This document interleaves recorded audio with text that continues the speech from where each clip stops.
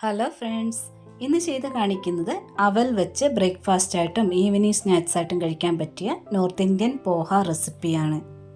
മലയാളികൾക്കൊക്കെ ഇഷ്ടപ്പെടുന്ന രീതിയിലോട്ട് നല്ല ടേസ്റ്റി ആയിട്ട് ചെറിയ മാറ്റങ്ങൾ ഞാൻ വരുത്തിയിട്ടുണ്ട്. എങ്ങനെയാണ് ചെയ്തെടുക്കുന്നത് നോക്കാം.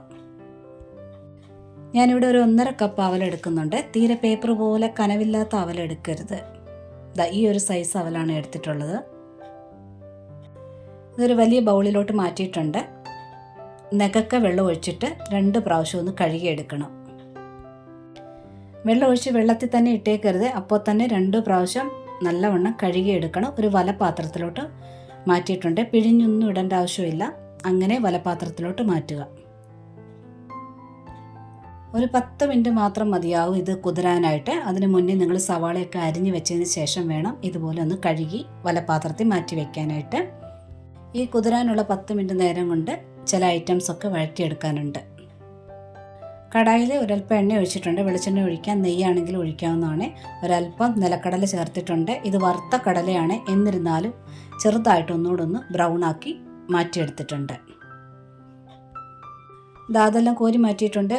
ഈ എണ്ണയ്ക്കകത്തോട്ട് ഒരല്പം നെയ്യ്, കഴിയുമെങ്കിൽ നെയ്യ് ഒഴിക്കുക. നല്ല ടേസ്റ്റ് ആയിരിക്കും. കുറച്ച് കടുക് ഇട്ടൊന്ന് പൊട്ടിയിട്ടുണ്ട്.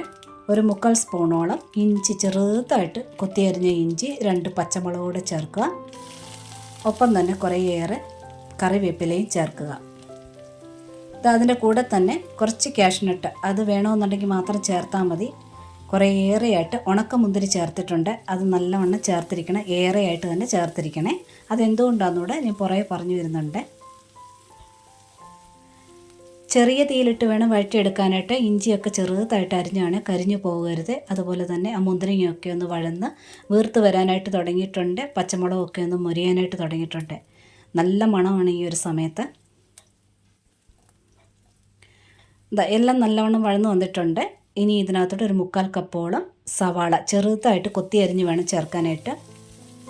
കുറച്ച് ഏറെയായിട്ടും ചേർക്കുന്നുണ്ട്. കാരണം നമ്മൾ അവലിങ്ങനെ കഴിക്കുമ്പോൾ കുറച്ചേറെ സവാളയും കൂടെ തന്നെ കിട്ടണം. അതുകൊണ്ടാണ് അല്പം കൂടുതലായിട്ട് ചേർത്തത്.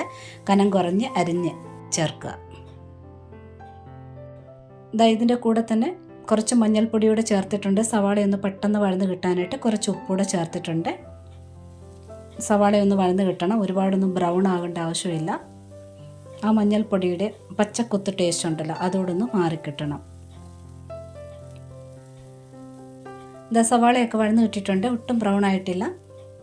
ഇങ്ങനെ കിട്ടണം.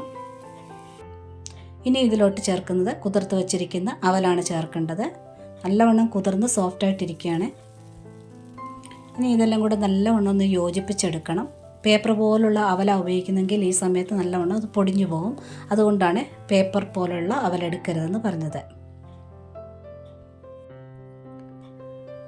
ഇനി ഇതൊന്ന് തട്ടിപ്പൊത്തി വെക്കണം. അതിന് മുമ്പായിട്ടൊന്ന് ഉപ്പ് ചെക്ക് ചെയ്യണേ. ഞാൻ ചെക്ക് ചെയ്തപ്പോൾ കുറച്ച് ഉപ്പ് കുറവാണ്. ഒരല്പം ഉപ്പൂടെ ചേർത്തിട്ട് നല്ലവണ്ണം ഒന്നുകൂടി ഒന്ന് മിക്സ് ചെയ്ത് തട്ടിപ്പൊത്തി ഒരു 2-3 മിനിറ്റ് നേരത്തേന് മാത്രമായിട്ട് മൂടി വെക്കണം, കുറഞ്ഞ തീയിൽ തന്നെ. ഒരുപാട് നേരം ഒന്നും വെക്കേണ്ട ആവശ്യമില്ല. അവൽ സോഫ്റ്റായിട്ട് തന്നെ കിട്ടണം. ആ അടപ്പിലൊക്കെ ഒന്ന് ആവി പോലെ തട്ടും, അത്രയും മാത്രം മതി. ഇത് നന്നായിട്ട് ചൂടായിട്ടുണ്ട്. ഇനി ഇത് കൂട്ടി ഇളക്കുന്നതിന് മുമ്പായിട്ട് ഞാൻ കപ്പലണ്ടി വറുത്ത് മാറ്റി വെച്ചില്ലേ, അത് ഇടിക്കലിനകത്തിട്ട് ഒരേപോലെ ഒന്ന് ഇടിച്ചെടുത്തിട്ടുണ്ട്. ഇങ്ങനെ ചേർക്കുകയാണെന്നുണ്ടെങ്കിൽ കുട്ടികളൊന്നും കപ്പലണ്ടി എടുത്ത് തനിയായിട്ടൊന്നും മാറ്റി വെക്കത്തൊന്നുമില്ല. കൂടെ തന്നെ ഒരു 1/2 കപ്പോളം തേങ്ങയോടെ ചേർത്തിട്ടുണ്ട്. നല്ലവണ്ണം ഇത് യോജിപ്പിച്ചെടുക്കണം. തേങ്ങയോടെ ചേർത്ത് ഇളക്കിയതിന് ശേഷം ഏകദേശം 1 മിനിറ്റ് നേരം മാത്രം മതി, മൂടി വെച്ചാൽ മതി. ഒരുപാട് നേരം വെക്കേണ്ട. അവൽ ഒരുപാട് ഡ്രൈ ആയിക്കൊണ്ടിരിക്കും. ആ തേങ്ങ ചെറുതായിട്ടൊന്ന് ചൂടായാൽ മാത്രം മതി. ഇതൊന്ന് മൂടി വെച്ചിട്ടുണ്ട്. ചെറുതായിട്ടൊന്ന് ചൂടായി വരും, അത്രയും മാത്രം മതി. ഇനി ഇതിലോട്ട് ഞാൻ ഒരല്പം പഞ്ചസാരയാണ്, ഇത് വേണമെന്നുണ്ടെങ്കിൽ മാത്രം ചേർക്കുക. ചേർത്താൽ നല്ല ടേസ്റ്റാണ്. വളരെ കുറച്ച് മാത്രമേ ഞാൻ ചേർക്കുന്നുള്ളൂ. നോർത്ത് ഇന്ത്യൻസ് ലാസ്റ്റിൽ ഇതുപോലെ ചേർക്കുന്നത് നാരങ്ങാ നീരാണ്. ഈ അവലിൻ്റെ കൂടെ ആ നാരങ്ങാ നീരിൻ്റെ പുളിപ്പ് ഒട്ടുമിക്കവർക്കും അത് ഇഷ്ടപ്പെടത്തില്ല. അതുകൊണ്ടാണ് ഞാനിത് നമ്മുടെ ടേസ്റ്റിലോട്ട് കുറച്ച് മാറ്റം വരുത്തുന്നുണ്ടെന്ന് പറഞ്ഞത്. അതിനാണ് ഞാൻ ഏറെ ഉണക്ക മുന്തിരിങ്ങ ചേർക്കണമെന്ന് പറഞ്ഞത്. നമ്മൾ ഓരോ സ്പൂൺ അവൽ കഴിക്കുമ്പോഴും ഒരു മുന്തിരിങ്ങയെങ്കിലും ഉണ്ടാകണം. അപ്പം നല്ല മധുരത്തോട് ചേർന്ന ഒരു പുളിപ്പ് നമുക്ക് നല്ല ടേസ്റ്റാണ് ഇതിൻ്റെ കൂടെ കഴിക്കാനായിട്ട് മുന്തിരിങ്ങ ഏറെ ചേർക്കുമ്പോൾ.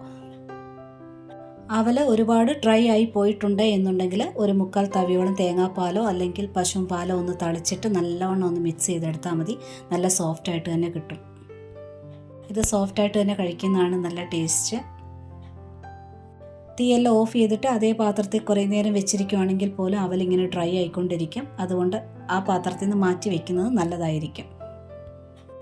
ഇങ്ങനെയൊക്കെ നമ്മൾക്ക് എല്ലാവർക്കും ഇഷ്ടപ്പെടുന്ന ടേസ്റ്റിലോട്ട് മാറ്റിയെടുത്തിട്ടുണ്ട്. ട്രൈ ചെയ്ത് നോക്കുക. ഇഷ്ടപ്പെട്ടിട്ടുണ്ടെങ്കിൽ കൂട്ടുകാർക്കൊക്കെ ഷെയർ ചെയ്ത് കൊടുക്കുക. ലൈക്കും കമൻറ്റും സബ്സ്ക്രൈബും ഒക്കെ തന്ന് സപ്പോർട്ട് ചെയ്യാൻ കൂടി മറന്നുപോലെ. നോട്ടിഫിക്കേഷൻ ബെൽ ബട്ടണിൽ ഓൾ ഓപ്ഷൻ ഒന്ന് എനേബിൾ ആക്കിയിടാനും മറക്കല്ലേ. ഒരുപാട് സ്നേഹത്തോടെ താങ്ക്സ് ഫോർ വാച്ചിങ്.